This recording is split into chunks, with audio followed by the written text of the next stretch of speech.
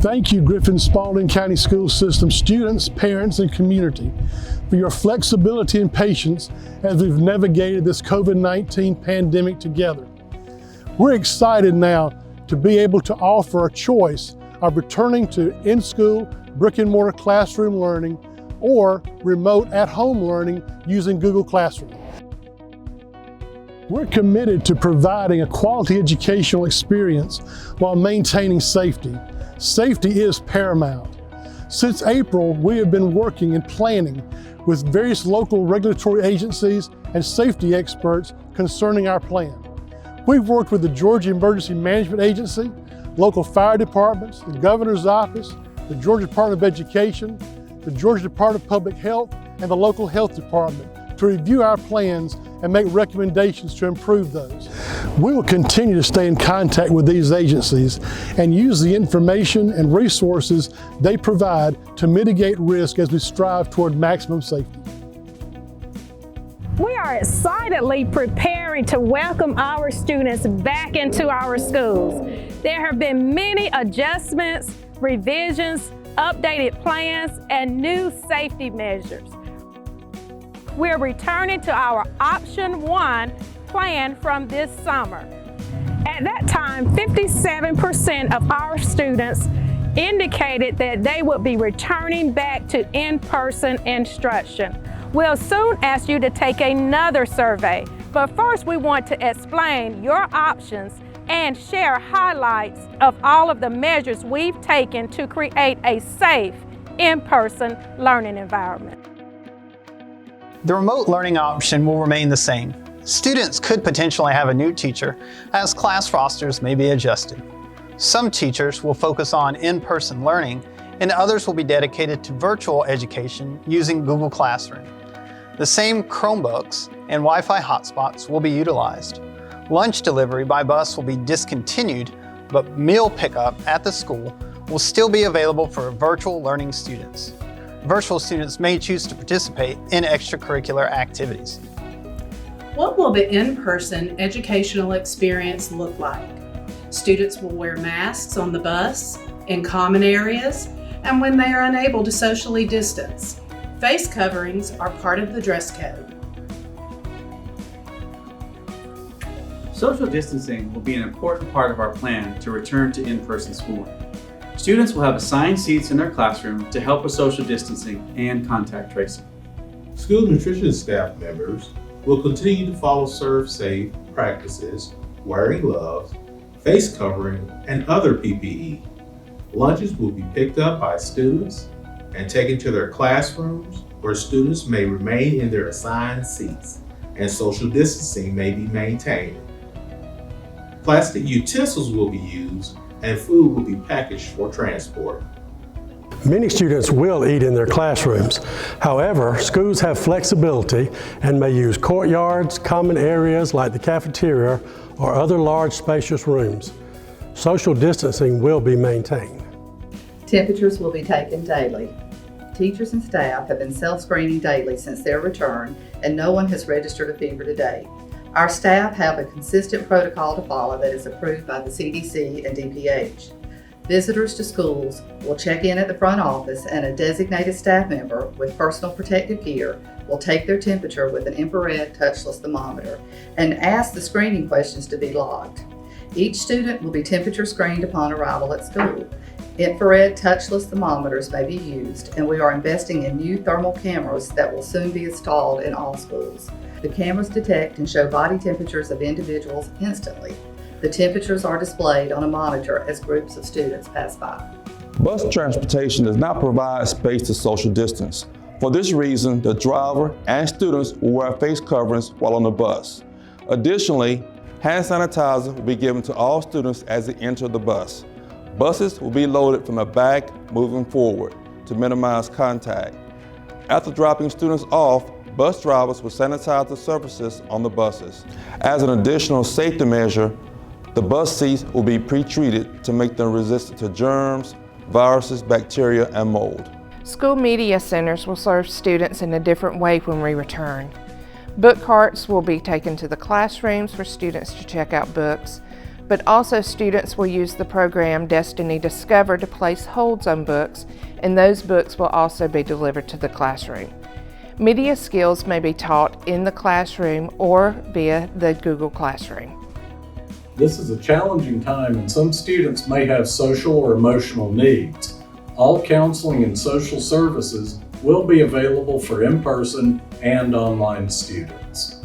Another component of this safety plan is personal hand sanitizer. Students are encouraged to wash their hands often.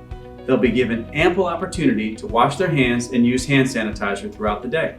All classrooms have hand sanitizers in common areas, and all schools have new hand sanitizing dispensers. If a student tests positive for COVID-19, those who have met the definition of close contact will quarantine for 14 days. Close contact is defined by being within 6 feet of an infected person for more than 15 minutes. This is why students will have consistent assigned seating. If a student tests positive, only the students seated within 6 feet of them will be quarantined. Only if multiple students in the same classroom test positive will the entire class be quarantined. While on quarantine, students will return to virtual school via Google Classroom. Now I'm happy to share some details that I'm sure will be of interest to many of you. We currently have 84 of 87 allotted custodial positions filled, and we have 20 bus drivers who are in custodial training. We also have 1 temporary employee that will be coming on, so we will have 85 of our 87. Training includes chemical handling and equipment operation. These bus drivers will add additional manpower during the middle of the day and serve as subs when needed. Restrooms will be cleaned at least 3 times a day. Common areas will be frequently cleaned and disinfected by traditional methods. Also, new equipment will be used to sanitize common areas regularly, and all classrooms at least once a week. A PowerFlight Nebula disinfecting mister like this one has been purchased for every school. As you can see, this machine makes sanitizing quick and efficient.